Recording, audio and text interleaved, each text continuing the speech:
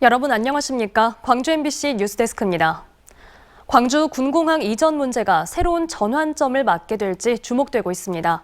군공항 이전 예비 후보지로 기존에 거론되던 지역이 아니라 광주와 인접해 있는 한평군이 조심스럽게 검토되고 있는 걸로 알려졌는데요. 한편 대구에서는 군공항을 경북 군위군으로 옮기고 대신 지자체를 편입하는 방식이 진행 중입니다. 이 같은 방식이 광주 군공항 이전 계획에도 적용될 수 있을까요? 송정근 기자의 보도입니다.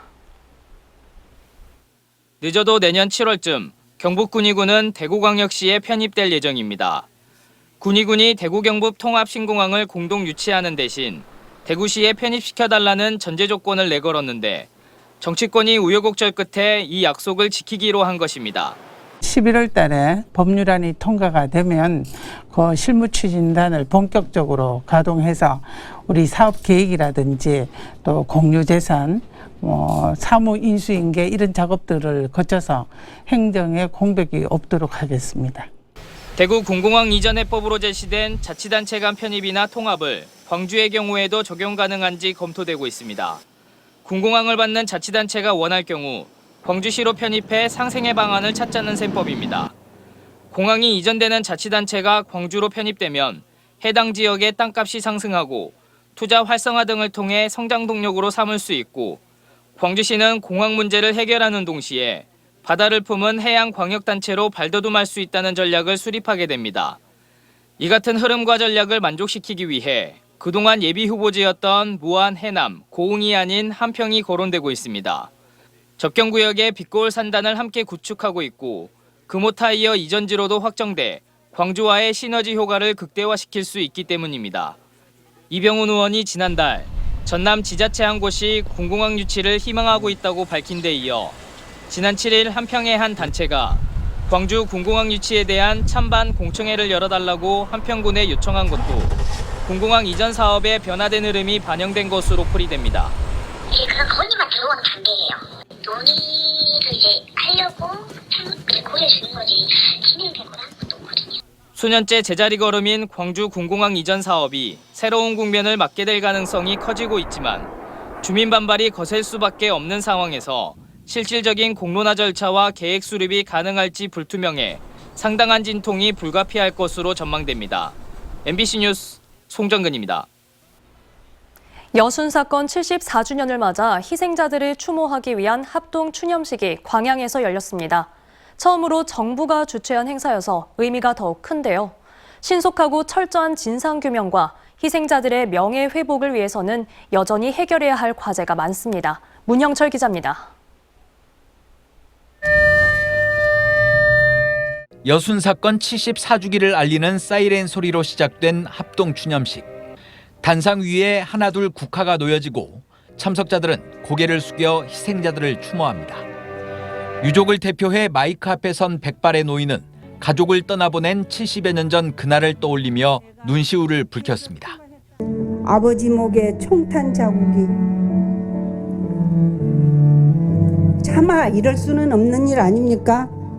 지난해까지 여순 사건 추념식은 지자체가 주최했지만 올해 초 특별법이 시행되고 진상규명을 위한 위원회가 공식적인 활동에 들어가면서 올해는 처음으로 정부 주최로 열렸습니다.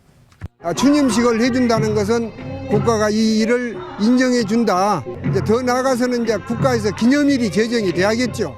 이달 초 희생자 45명과 유족 214명을 공식적으로 인정한 정부는 신속한 진상규명과 명예회복을 약속했습니다.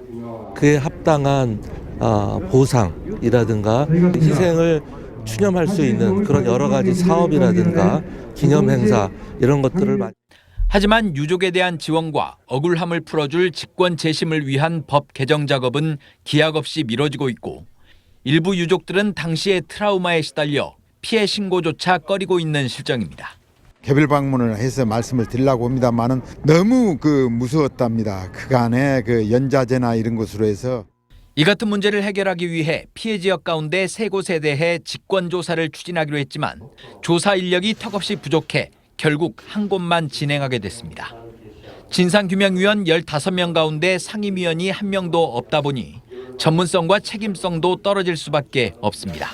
5.18 진상규명위원회, 진실화해위원회처럼 지금 직제가 확대되지 않고는 진상규명과 희생자 명예 의혹이 요원할 수 있다. 한편 여순사건 진상규명위원회는 다음 달 2차 유족 및 피해자 결정을 위한 심사를 진행할 계획입니다. MBC 뉴스 문형철입니다. 한국형 발사체 누리호에 초소형 인공위성을 탑재시켰던 조선대학교 연구팀이 또다시 도전장을 냈습니다. 지역 대학으로는 유일하게 우주로 향한 꿈을 키우고 있는 건데요. 문제는 만만치 않은 비용이 필요한 상황이라 충분한 지원이 시급하다는 지적이 나오고 있습니다. 우종훈 기자의 보도입니다.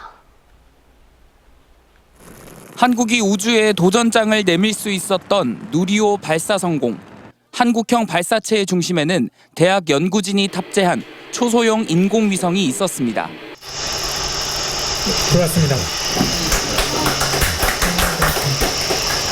특히 지역대학으로는 유일하게 참여한 조선대 초소형 인공위성은 2년간의 연구 결과였습니다. 이 위성이 살아있다라는 데이터를 받으니까 좀 이전에 수행했던 것들이 조금 이제 주마등처럼 쓱쓱 지나가는 듯한. 우주 공간에서 분리에 성공한 뒤 아쉽게 신호를 보내진 못했지만 조선대 연구진의 도전은 계속되고 있습니다. 문제는 비용입니다. 위성 개발을 위해선 우주와 동일한 열과 진동에서 위성이 잘 견디는지 시험해야 하는데 수억여 원에 이르는 시험 비용을 지원하는 정부 사업 대상에 중소기업이 아닌 대학은 빠져 있기 때문입니다. 이제 기업 같은 경우에는 바우처 사업 지원이라는 걸 통해서 환경 시험 비용에 좀 도움이 될 만한 사업이 있는 반면에 대학에서는 그 부분이 해당되지 않고요. 지역 대학의 한계도 극복해야 하는 과제입니다. 수도권과 달리 호남권에는 우주 환경 시험을 할 수 있는 장소가 없어 다른 지역으로 이동해야 합니다. 또 우수 인력을 유치할 수 있도록 산업체와 대학, 지자체와 대학 간 공동 사업과 연구진의 처우 개선도 필요합니다. 시험 일정 잡기가 힘든 부분들이 있거든요. 활용을 하는 데 있어가지고 일정상 여러 가지 문제가 있다 그러면 저희 지역에도 그런 시험 시설들을 만들 수는 있는 거죠. 조선대의 열악한 환경은 국정감사에서도 언급됐고 여야는 한 목소리로 과학기술부의 지원 방안 마련을 촉구했습니다. 제3차, 4차 누리호 발사가 계획된 상황. 항공우주 분야 강국으로 성장할 수 있도록 뿌리인 대학 연구진에 꾸준한 지원이 필요하다는 지적이 나옵니다. MBC 뉴스 우종훈입니다. 전남 지역 교통 사망 사고 가운데 상당수가 국도에서 발생하고 있습니다. 일반 도로에서보다 국도에서는 상당 차량들이 빠른 속도로 운행하는 만큼 안전시설 확충이 시급한데 현실은 그렇지 못합니다. 양정은 기자가 취재했습니다. 국도 77호선이 지나는 완도군 고금면. 지난달 16일 트럭이 전봇대에 부딪혀 운전자가 숨졌고 10여일 뒤에는 SUV가 도로 옹벽에 충돌해 운전자가 사망했습니다. 최근 2년 동안 완도에서 발생한 교통사고 사망자는 17명. 절반 이상이 고금면에서 발생하는 등 사망사고 위험 구간입니다. 가드레일이나 갓길도 찾아보기 힘들고 좁은 2차선 도로가 이어지고 급커브길, 오르막, 내리막길만 20여 곳에 달합니다. 차가 밭으로 들어가 본 경우도 있고 여기서 이제 사망하는 수도 많고 아찔한 좀 많지. 한평의 또 다른 국도. 이 국도는 속도가 80으로 설정돼 차량들이 빠르게 달립니다. 느린 속도로 농기계가 진입하게 되면 사고 위험은 커지게 됩니다. 지난해 전남 지역 교통사고 사망자 가운데 30%는 국도에서 숨졌습니다. 이제 아무래도 그 국도 자체가 고속으로 차량이 주행하도록 설계되어 있기 때문에 보행자분들이 무단횡단을 하거나 이런 경우에 굉장히 위험합니다. 국도에서 발생하는 교통사고 예방을 위해 과속단속 장비 추가 설치나 도로 선형화 사업 계획은 나왔지만 사업 추진은 지지부진합니다. 국도를 관리하고 예산을 쓰는 곳은 국토관리청과 전라남도 도로관리사업소. 하지만 시설물 설치와 시민은 지자체와 경찰이 맡는 등 이원화되어 있어 유기적인 협조가 어렵고 관련 사업을 추진하고 협의하는 데도 시간이 걸립니다. 무조건 경찰서, 힘이나 그런 걸 통해서 가야 되거든요. 그래서 좀 협의 사항도 많고요. 그러다 보니까 조금 안전시설 설치하는 데도 조금 시간이 많이 걸리고 있습니다. 특히 도로 개선 공사가 예정된 국도는 안전시설이나 보호구역을 설치하기도 어렵다 보니 일부 국도는 여전히 위험한 상태로 방치돼 있습니다. MBC 뉴스 양정은입니다.